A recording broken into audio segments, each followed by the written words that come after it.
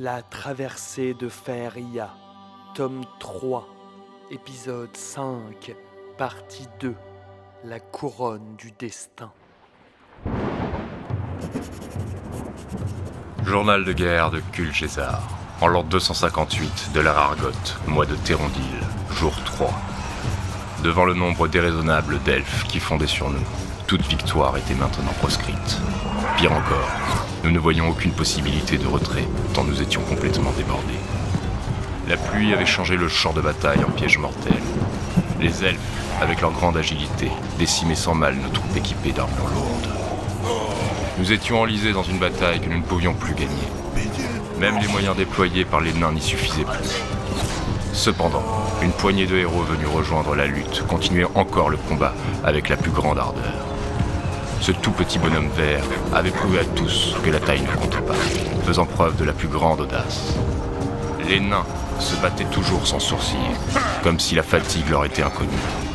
Nous avions même reçu l'assistance d'une magicienne elfe, qui rappelait à tous que notre combat était juste. À leur tête, un chevalier guidait les guerriers dans la bataille. Je dois bien admettre qu'à ce moment précis, leur détermination était le seul rayon de lumière dans la tempête qui nous emportait tous vers notre chute.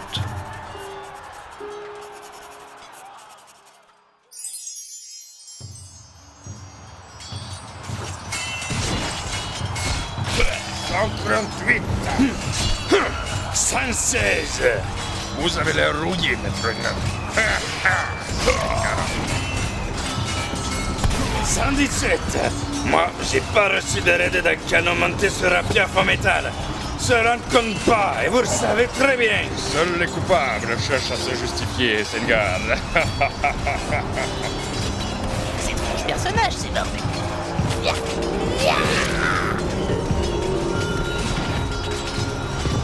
Nous n'allons pas pouvoir continuer comme ça longtemps. Là-bas, vous voyez, la reine elfe.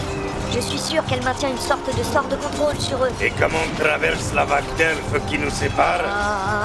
Je ne vois pas de solution. On va se faire déborder. Plongé au cœur du combat dans un fatras de boue et de sang, les chances pour nos compagnons d'apercevoir la prochaine aube se lever s'amenuisent de minute en minute. Le peu de soldats restants tombent comme des mouches tout autour de nos héros. Alors que tout semble perdu, un trait de soleil perce les nuages et laisse apparaître une dizaine d'énormes bêtes volantes, chevauchées par d'étranges personnages. Regardez, là-haut. Qu'est-ce que... Mais ma parole, ce serait pas Tiana sous cet énorme dragon? Alors que les étranges bêtes fondent sur les elfes, on aperçoit Diana chevauchant une sorte d'oiseau dragon 2 fois plus grand que les autres. En atterrissant au sol, la bête provoque un énorme séisme qui envoie les troupes elfes alentour dans les profondeurs de la terre. Diana, enfin je te retrouve. Mais qui sont... Mes amis, je suis fort aise de constater que je n'arrive pas trop tard. Laissez-moi vous présenter Istos, gardien de la Terre. Mais pas le temps pour des explications. Nous devons faire cesser cette folie. Et arrêter la reine au plus vite. Que proposez-vous? Nous allons vous libérer le chemin jusqu'à elle. Ne vous arrêtez pas, et débrouillez-vous pour ôter la couronne d'Ornar de sa tête. C'est de là que lui vient son pouvoir. Attends, mais... Pour le reste, nous verrons plus tard, compris? Chevalier, prenez la tête. Et surtout, ne vous arrêtez pas. Istos, Teren, avec moi. En un instant, les bêtes volantes se rassemblent et fondent sur l'ennemi en ligne droite pour ouvrir un accès jusqu'au trône royal. Nos héros se mettent alors à courir le plus vite possible, déterminés à ne pas laisser passer cette dernière chance qui leur est offerte. À quelques pas de leur objectif, Saya tombe violemment au sol et se retrouve submergée par plusieurs urfales, commandées par une vieille connaissance.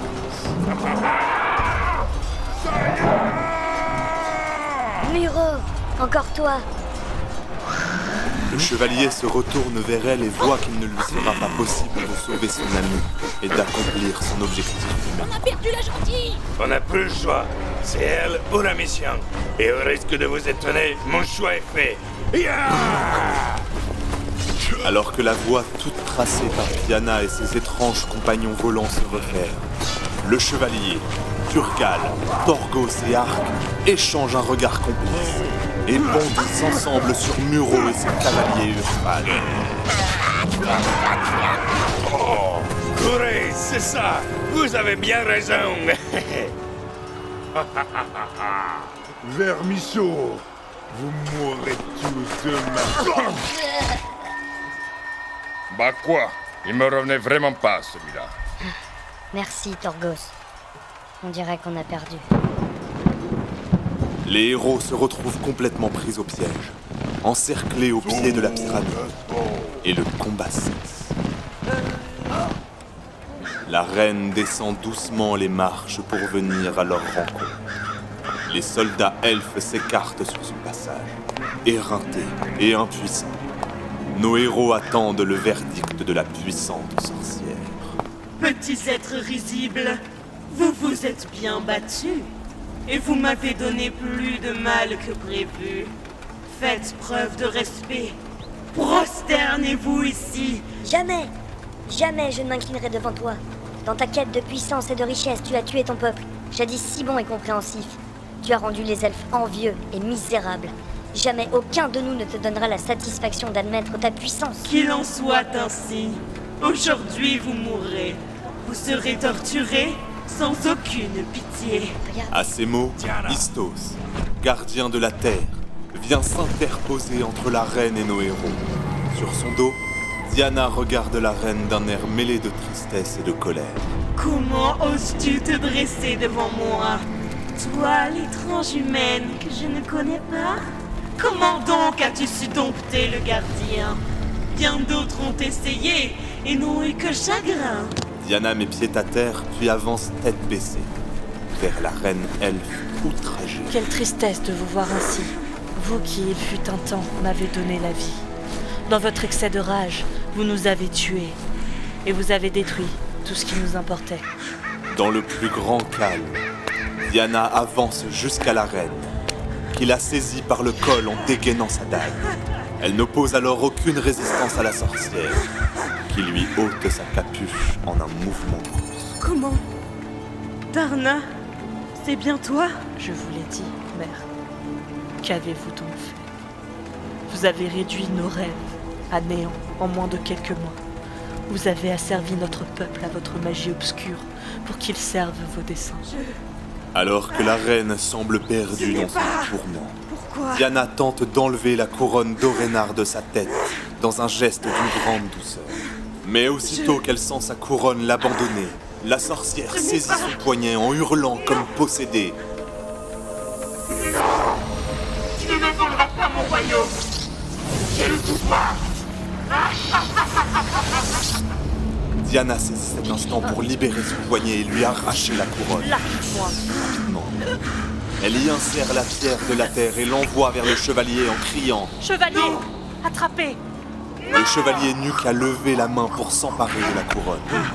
Mais à peine Diana eut-elle terminé son habile stratagème que la reine, folle de rage, ramasse la dague et vient la frapper en pleine poitrine.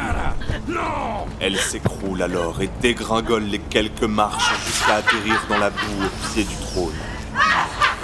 Dans le même temps, le chevalier sent les pierres magistrales de puissance s'agiter. Elle fuse une par une hors de son bagage pour s'insérer comme par magie dans la couronne d'Orenar. Maintenant, délicatement, le chevalier dépose la couronne sur sa tête. Et dans une explosion aveuglante de pure lumière, une onde magique recouvre toutes les terres de Faeria. Les elfes reprennent peu à peu leur esprit alors que la lumière violette quitte leurs yeux. Tous les combattants se retrouvent soignés, et au plus profond des forêts elfiques encore corrompues jusqu'à maintenant, apparaissent les premiers bourgeons d'une nouvelle ère, de paix et de prospérité. Lentement, la lumière s'estompe jusqu'à redevenir normale. On a gagné. Diana, tu vas bien? Tout va bien. Ne t'inquiète pas. Mère, vous sentez-vous bien? Quelle honte. Je me souviens maintenant. Sauras-tu un jour me pardonner? Après t'avoir interdit l'amour, tu viens encore pour m'aider. Et dans ma rage sans détour, j'ai essayé de te tuer. Je n'ai rien, rassurez-vous. Il va vous falloir répondre de vos crimes. Quelle fut donc cette folie? À cet instant, arrive la délégation du royaume du Sud. Kulgésar en tête de cortège. Sur ordre de l'archimage Tyrrhénias, reine elfe, vous êtes tenu de nous accompagner immédiatement au château d'Angkor, de gré ou de force. Vous y serez jugés pour vos actions lors du second grand conseil des races qui se tiendra demain matin. Soldats, emparez-vous d'elle. Je viendrai. Que tous mes sujets regagnent leur foyer. Leurs familles attendent de les retrouver. Et quand ce jour soit enfin acté, l'accession de ma fille à la royauté.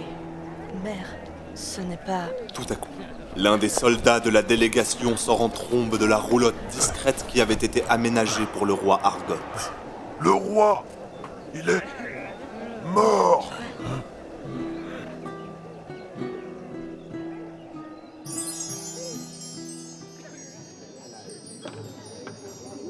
Un peu de calme, s'il vous plaît. Silence dans la salle. En la tragique absence de Sa Majesté le roi Argot, je déclare ouvert le second grand conseil des 3 races de Faeria.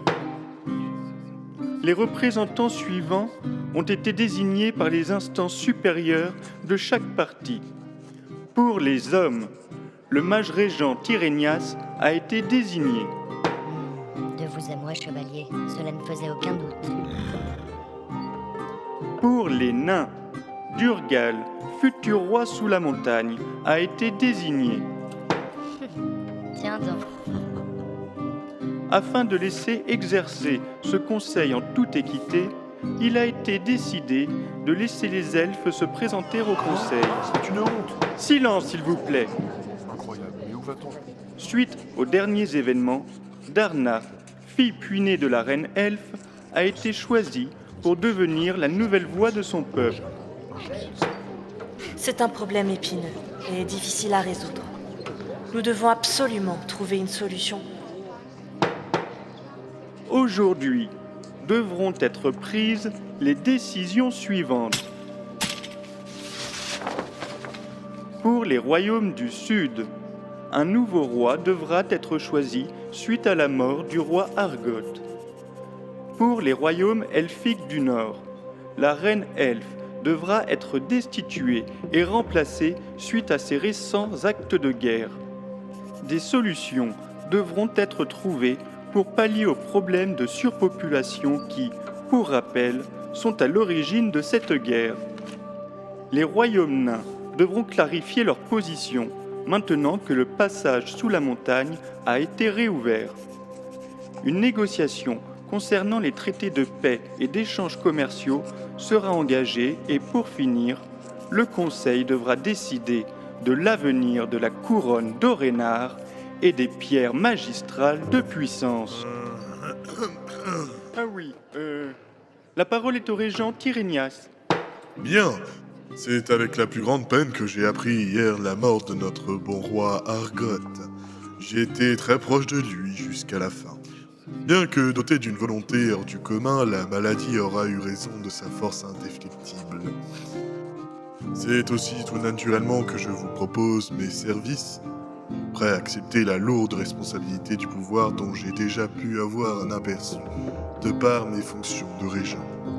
Je pense que personne ici ne saura démentir vos qualités à ce poste ces derniers mois. L'armée du Sud vous suivra, Tyrrhénias. Je ne suis pas qualifié pour vous répondre. Je m'en remets à votre jugement. Rien à rajouter. Votre jugement est mien, Isengard. Je ne suis pas sûr de tout bien comprendre. C'est compliqué ici. Qu'il en soit ainsi. Le roi est mort! Vive le roi! Merci. Merci à tous pour votre confiance. Tous les points jugés importants sont décortiqués et passés en revue avec une intention toute Silence dans la particulière. salle. Darna répond habilement aux motions proposées et défend les intérêts de son peuple avec grande sagesse. Il est décidé que pour endiguer le problème de la surpopulation elfe, chaque aîné de plus de 300 ans devra s'exiler de Faeria et ainsi préserver l'équilibre fragile Le du Conseil devra décider. Pour Durgal, rappel, grâce au les royaumes conseil de nains Torgos, devront clarifier leur agit position. contre toute attente Il comme un faudra roi avisé rétablir et les réfléchi. échanges entre les races, comme il fut autrefois. Le passage sous la montagne est à votre disposition.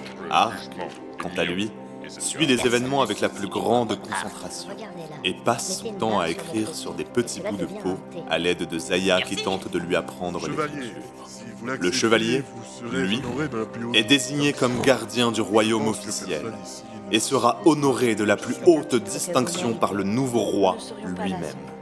Quant à la couronne d'Orenar, il est décidé à l'unanimité qu'elle devra être brisée en 4 parties, qui cette fois seront confiées en main propre aux 3 dirigeants des 3 races.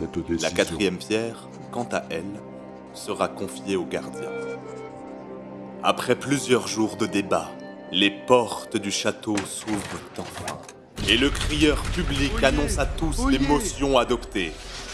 Lors du second grand conseil des races, ont été prises les décisions suivantes. Dans la joie et l'allégresse, tout le monde festoie autour du grand banquet prévu pour l'occasion. Le tout Faeria est venu assister à cet événement et tous veulent être témoins de ce jour si spécial où, grâce à quelques héros au grand cœur, cette magnifique contrée a su être préservée du chaos. Hommes, nains et même quelques elfes, tout juste tolérés pour l'occasion, jouent, boivent et dansent. C'est ici que nous retrouvons nos compagnons. Eh bien alors, tu boudes, mon Durgi? Je savais que tu étais une elfe depuis longtemps, même si tu le caches très bien. Mais la fille de la reine, ça, la pilule a du mal à passer. Tu peux parler, toi, roi des nains sous la montagne. Ça n'a rien à voir, j'en savais rien, moi. Mais encore avec ça? Ah, moi en tout cas, je vous crois toujours pas. Tiens, tu vois? Ma parole. Oh, je laisse tomber. Les nains des forges de Tamaria sont beaucoup moins susceptibles. Ah, c'est druide. Mon amour, tu en as mis du temps. Je ne sais pas si je veux te laisser partir la prochaine fois. Tu ne pourrais pas être un peu plus démonstratif pour une fois? Tu sais, je veux peut-être réussir à te délier la langue avec une bonne nouvelle. Nous allons bientôt devoir agrandir la maison. Parce que bientôt, on va être 3. Mais alors, tu es... Assez énervé d'être resté seul si longtemps alors que tu étais occupé ailleurs. C'est le plus beau jour de ma vie. Mais félicitations! Quelle heureuse nouvelle! Chez nous, on doit se contenter du Fnirfniou, qui a lieu tous les 25 globoules, à peu près. Ce qui n'arrive que deux fois dans la vie d'un gobelin. Certains jours sont très longs. Il y en a qui disent que c'est le début de la fin. Ta. N'écoutez pas ces deux rabat-joie. C'est fantastique. Nous sommes tous ravis. Bravo. Bravo, ouais. Ah oui, et avant que j'oublie, chevalier, j'ai aussi à vous transmettre les félicitations des gars des îles Barakides, des mages, des gens d'Orneval que je ne connaissais pas, notamment une petite fille et un forgeron, il me semble. Bref, la liste est longue. Tout le royaume est venu vous voir. Ah tiens, Mamigor. C'est qui celui-là? Laissez tomber, trop long à expliquer. Ravi de vous revoir. L'archimage n'est pas avec vous? Eh bien, merci en tout cas. Oui, à plus tard. Alors que tous sont occupés à célébrer la fin du conflit, Igor se dirige vers les portes du château. Hé, c'est Igor, les gars. Ouvrez la porte. Alors, l'infirme, enroule sa bosse. Allez, avance, va. Tu vas encore être en retard. Quelques instants plus tard, il entre dans le grand hall. Au fond de l'immense pièce tapissée et feutrée, sur le trône royal, se tient Tyrenias. Stöge? Oui, très cher. Nous sommes seuls.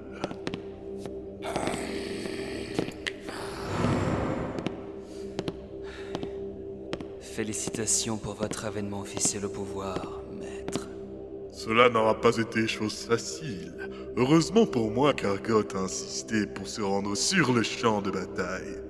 Avec la quantité de poison que je lui ai fait ingurgiter, cette escapade lui aura été fatale.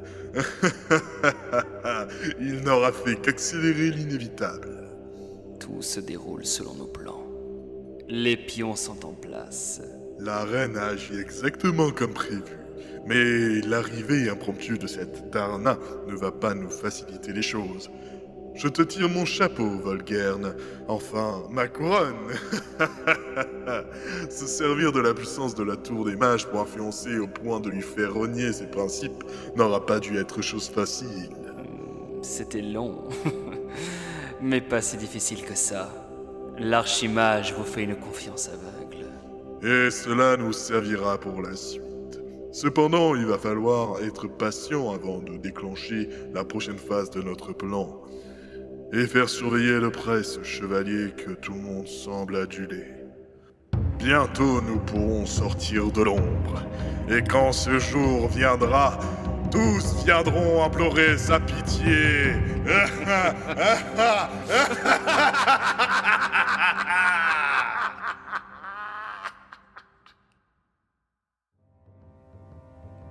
La traversée de Faeria.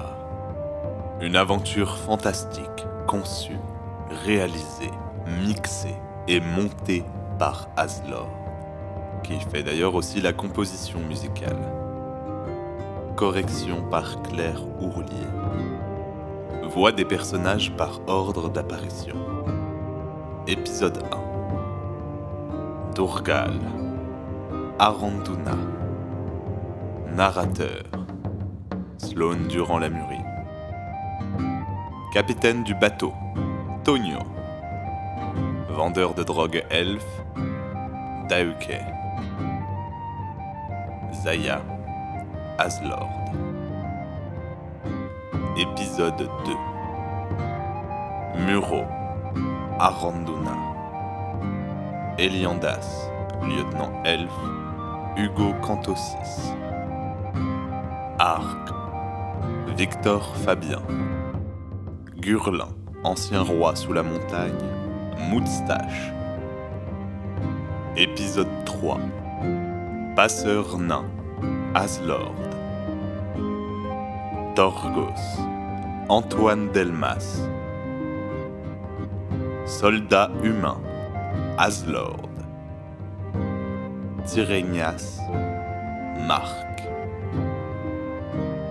Épisode 4. Gardien de la montagne, Aslord. Épisode 5.1. Kulgésar, Antoine Delmas. Diana, Maman Kim. Derendor le druide, Aslord. Roi Argot, Bertrand B. Épisode 5.2. Reine elfe, Sukochi. Valet de Bernay, Victor Fabien. Dame Olia, Alexandra Ourlier Pabula. Igor, Aslord. Volgern, le conteur geek. Tous les personnages non cités ont été réalisés par Aslord. Au collectif Audiodidacte, à tous les illustrateurs qui ont largement contribué à cette œuvre, et à tous ceux qui ont soutenu ce projet pendant ces longues années de réalisation. La traversée de Faeria, tome 4, prochainement.